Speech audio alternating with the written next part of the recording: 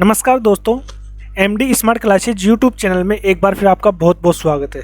दोस्तों, राजस्थान में पुरानी पेंशन स्कीम लागू करने की घोषणा हो चुकी है। जी हाँ साथियों, राजस्थान के जननायक मुख्यमंत्री श्री अशोक गहलोत ने राज्य के सभी कार्मिकों को बजट 2022 में पुरानी पेंशन योजना को बहाल करके शानदार तोहफा दिया है।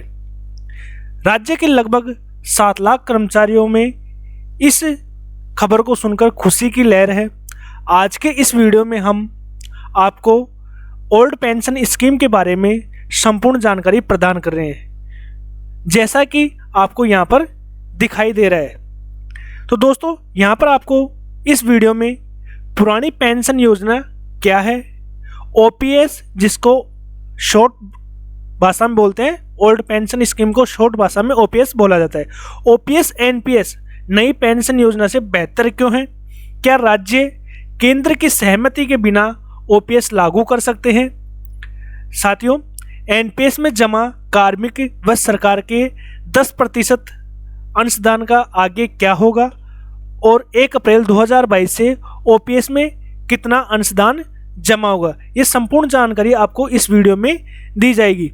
दोस्तों, अगर आप हमारे चैनल पर पहली बार विजिट कर रहे हैं तो चैनल को सब्सक्राइब जरूर कर लेवें और पास में बेल आइकन को प्रेस कर देवें, जिससे आगे आने वाली वीडियोज़ की नोटिफिकेशन आपको मिल सके। तो दोस्तों, आइए जानते हैं ओपीएस के बारे में संपूर्ण जानकारी, ओपीएस वर्सेज एनपीएस। साथियों, राजस्थान में पुरानी पेंशन स्कीम की बहाली, जानिए अब आगे क्या होगा। राजस्थान के मुख्यमंत्री महोदय ने आज बजट भाषण में राज्य के कर्मचारियों को एक बड़ा तोहफा दिया है। राज्य में 1 जनवरी 2004 और उसके बाद नियुक्त सभी कर्मचारियों को पुरानी पेंशन का लाभ दिए जाने की घोषणा की है, जिसकी मांग राज्य के कर्मचारी लंबे समय से कर रहे थे। राजस्थान के मुख्यमंत्री अशोक गहलोत ने बड़ी घोषणा की है। राजस्थान के मुख्यमंत्री अशोक गहलोत ने पुरानी पेंशन योजना लागू कर दी है।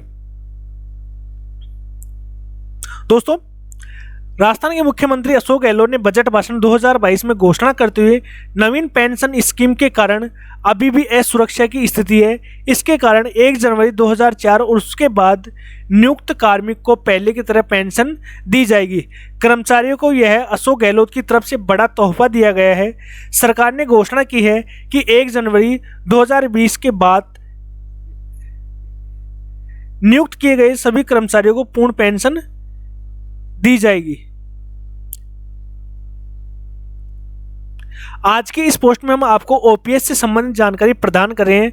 पुरानी पेंशन नीति लागू होने के बाद अब आगे क्या होगा, कार्मिक के 10% व सरकार के 10% अंशदान का क्या होगा, क्या राज्य सरकार बिना केंद्र सरकार की सहमति से ओपीएस लागू कर सकती है, 1 अप्रैल 2022 से कौन सी कटौती कितनी होगी, संपूर्ण जानकारी आपको इस पेज पर मिल जाएगी। अगर जानकारी अच्छी लगी तो इसको जरूर शेयर कीजिएगा। सबसे पहले हम बात करते हैं what is the old pension scheme, यानी कि पुरानी पेंशन योजना क्या है। पुरानी पेंशन योजना वह पेंशन योजना है जो एनपीएस की शुरुआत से पहले चलती थी, यानी कि 1 जनवरी 2004 से पहले चलती थी। इस योजना के तहत सरकार पेंशन भुगतान के लिए पूरा योगदान लेती है। सरकार कर्मचारी को अपने ओपीएस में कुछ भी भुगतान करने की आवश्यकता नहीं होती है। यह योजना केवल सरकारी कर्मचारियों के लिए उपलब्ध थी। सेवानिवृत्ति के बाद पेंशन भुगतान कर्मचारियों के पिछले कामकाजी महीनों के वेतन और कुछ अन्य भत्तों का योग है, तो यह योजना सरकारी कर्मचारियों के लिए बहुत सुविधाजनक है। अब आगे बात करते हैं what is the national pension scheme, यानी कि एनपीएस क्या है। राष्ट्रीय पेंशन योजना प्रणाली एनपीएस जनवरी 2004 में नई पेंशन प्रणाली के रूप में शुरू की गई थी। यह योजना आपके सेवानिवृत्त होने के बाद आपको मासिक पेंशन प्रदान करने के लिए थी। यह सरकारी, निजी क्षेत्र के कर्मचारियों और स्वनियोजित व्यक्तियों सहित सभी भारतीय नागरिकों के लिए भी उपलब्ध है। एनआरआई भी इस योजना को अपना सकते हैं। इस योजना में आपको हर महीने 10% योगदान करने की आवश्यकता है और सरकार उसी 10% का योगदान देगी। निवेश को कुछ परिसंपत्ति वर्गों में रखा जाएगा और अंत में एक कोष उत्पन्न होगा। इस कोष का 60% सेवानिवृत्ति के बाद निकाला जा सकता है और शेष 40% उपयोग वार्षिकी खरीदने के लिए किया जाता है। यह वार्षिकी आपको मासिक पेंशन भुगतान के साथ सेवा प्रदान करती है। अब आगे बात करते हैं, क्या राज्य सरकार बिना केंद्र की सहमति के पुरानी पेंशन लागू कर सकते हैं?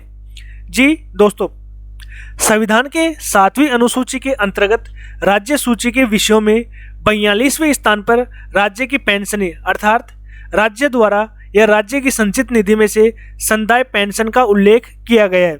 इसका अर्थ यह हुआ कि राज्य द्वारा अपने कार्मिकों को पेंशन देना राज्य सूची का अपना विषय है, जिसमें केंद्र सरकार कोई हस्तक्षेप नहीं कर सकती है। इसलिए 22 दिसंबर 2003 को जारी नई पेंशन प्रणाली हेतु केंद्र सरकार के संकल्प में यह प्रावधान किया गया था कि राज्य के लिए यह वैकल्पिक व्यवस्था होगी, वे जब चाहे नई योजना को अपना सकते हैं। इसके अतिरिक्त नई पेंशन योजना से संबंधित किसी भी अधिसूचना में कहीं भी राज्यों के लिए इसे लागू करना अनिवार्य नहीं किया गया है। यही कारण है कि केंद्र सरकार द्वारा इस योजना को 1 जनवरी 2004 से अपने कर्मियों पर अनिवार्य रूप से लागू करने के बाद भी अधिकांश राज्यों में पुरानी पेंशन योजना ही लागू रही। नागालैंड, मिजोरम और मेघालय में पुरानी पेंशन योजना जहां 2010 तक लागू रही, वहीं छत्तीसगढ़ में 2012 तक और केरल में 2013 तक। इसके बाद पश्चिम बंगाल में पुरानी पेंशन योजना आज भी लागू है। इसलिए यह निसंकोच कहा जा सकता है कि कोई भी राज्य सरकार अपने कर्मचारियों के लिए पुरानी पेंशन योजना लागू करने के लिए स्वतंत्र है। वह केंद्र सरकार की सहमति या असहमति के बिना भी इसे लागू कर सकती है, क्योंकि पेंशन पर होने वाला खर्च उसे राज्य की संचित निधि से देना होगा। दोस्तों आगे बात करते हैं, क्या ओपीएस यानी कि ओल्ड पेंशन स्कीम एनपीएस से बेहतर है? जी दोस्तों, पुरानी पेंशन योजना के स्थान पर जनवरी 2004 में राष्ट्रीय पेंशन प्रणाली शुरू की गई थी। ओपीएस प्रणाली में सरकार प्रत्येक सरकारी कर्मचारी को उनकी सेवानिवृत्ति के बाद पेंशन भुगतान सौंपती है। इस मामले में पेंशन की पूरी राशि सरकार की ओर से दी गई है और कर्मचारी की ओर से कोई अंशदान नहीं किया गया। अब यह सरकार के लिए संभालना थोड़ा अधिक होता जा रहा है। वहीं एनपीएस में 10% योगदान कर्मचारी ने और वहीं 10% सरकार ने दिया। साथ ही एनपीएस योजना में किया गया निवेश सरकारी प्रतिभूतियों सहित विभिन्न प्रकार की संपत्तियों में चला जाता है, इसलिए सरकार यहां फायदे की स्थिति में होती है। लेकिन कर्मचारियों या ग्राहकों के लिए स्थिति उतनी खुशनुमा नहीं है। सरकारी कर्मचारियों को पहले उनके पिछले महीने के वेतन का आधा और डीए उनकी मासिक पेंशन के रूप में मिलता था। एनपीएस के मामले में ऐसा नहीं होना चाहिए। अक्सर उन्हें अपने वेतन के आधे से भी कम वेतन मिलता था, जबकि इससे कहीं अधिक प्राप्त भी हो सकता है। बात यह है कि एनपीएस में आपकी पेंशन की गारंटी नहीं होती। मान लीजिए कि बाजार से जुड़े उपकरणों का प्रदर्शन जिसमें आपका एनपीएस निवेश किया गया है, गिरावट आई, तब प्राप्त रिटर्न आपका कम होगा। यह वही है जो बहुत को समस्याग्रस्त लग रहा है। वहीं एनपीएस योजना निजी क्षेत्र के कर्मचारियों के लिए काफ़ी फायदेमंद साबित हुई। इससे पहले उनके पास मासिक पेंशन प्राप्त करने के लिए कोई ऐसा स्रोत नहीं था और उन्हें पूरी तरह से अपनी बचत पर निर्भर रहना पड़ता था। विचार करने वाली एक बात और यह है कि इक्विटी के से जुड़े उपकरण लंबे समय में फायदेमंद साबित होते हैं। अंत में एनपीएस निवेश आपको अपने करों पर बहुत बचत करने में मदद करता है। जी हाँ दोस्तों, आगे है कार्मिक के 10% और सरकार के 10% एनपीएस अंशदान का अब क्या होगा। राज्य सरकार के कर्मचारी जो 1 जनवरी 2004 या उसके बाद से एनपीएस योजना में शामिल है, कार्मिक के एनपीएस खाते में प्रति माह 10% योगदान कार्मिक का व 10% योगदान सरकार का होता है। लेकिन ओपीएस में कार्मिक का अपनी तरफ से कोई अंशदान जमा नहीं होता था। ऐसे में राजस्थान में ओपीएस लागू होने के बाद सबसे बड़ा सवाल यह है कि कार्मिक का एनपीएस में जमा 10% अंशदान का क्या होगा। कार्मिक के एनपीएस में जमा 10% अंशदान कार्मिकों के जीपीएफ खाते में समायोजित कर दिया जाएगा। बाकी सरकार द्वारा जमा 10% अंशदान ओपीएस में जमा रहेगा। आगे बात करते हैं दोस्तों, 1 अप्रैल 2022 से ओपीएस कटौती कितनी होगी। राजस्थान में ओपीएस लागू होने के बाद अगले वित्तीय वर्ष यानी 1 अप्रैल 2022 से अंशदान जमा होना प्रारंभ हो जाएगी। लेकिन ये अंशदान कितना होगा? ओपीएस कटौती एनपीएस कटौती की तरह फिक्स नहीं है। इसमें अलग अलग पे मैट्रिक्स के अनुसार अलग अलग दरें तय की गई हैं। नीचे टेबल में दी गई दरों के अनुसार कार्मिक का अंशदान जमा होगा। दोस्तों यहाँ पर 23,100 रुपये जो आपका वेतन है, वेतन ये 23,100 रुपये तक का जो वेतन जिस भी कार्मिक का है उसकी अंशदान की दरें हैं वो 1 मार्च 2018 के अनुसार तय की गई है। उसका अंशदान जमा होगा 1450 रुपये।